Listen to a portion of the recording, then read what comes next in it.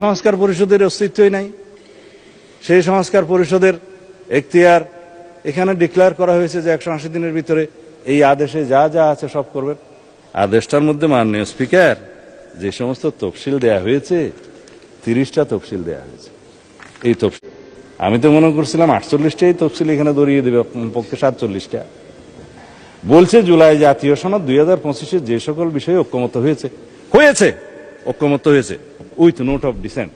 কিন্তু এখানে note of ডিসেন্টের প্রশ্নটা কোথায়? এখানে নোট অফ ডিসেন্টের অংশটা কোথায়?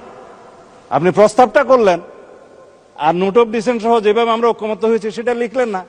তার মানে এটা হচ্ছে একটা জাতীয় প্রতারণা। ব্যালটে উত্থাপিত 4টি প্রশ্নের প্রত্যেকটিতে আপনি আলাদাভাবে হ্যাঁ অথবা না দেওয়ার বিধান, এই হ্যাঁ অথবা না দেওয়ার বিধান এইটা সংবিধান সংশোধনের প্রশ্নে জড়িত, এই পার্লামেন্টের সার্বভৌমত্ব লঙ্ঘনের সাথে জড়িত। সেই প্রশ্নই আপনি গণভোটে দিতে পারেন। যদি দিয়েও থাকেন 4টা গণভোটের প্রশ্ন, আমাকে কেন বাধ্য করা হলো একটা জবাব দিতে হবে হ্যাঁ অথবা না? বলা হচ্ছে যে তুমি এখানে 3টা শরবতের বোতল আছে, তবে এই কুইনেনটাও তোমাকে খাইতে হবে। মা ছেলেকে ট্যাবলেট খাওয়াতে পারছে না বেশি তিতা, তো কলা খায় ছেলে, কলার ভিতরে কুইনেনটা ঢুকাই দিল ছেলে, এবং খাওয়ার সময় দেখলো এটা তিতা তিতা লাগে, তারপর এটা দূর করে বাইর করে ফেলাই দিল। এই কোন আইনকে আপনি জাতিকে এইভাবে বাধ্য করে খাওয়াইতে পারেন?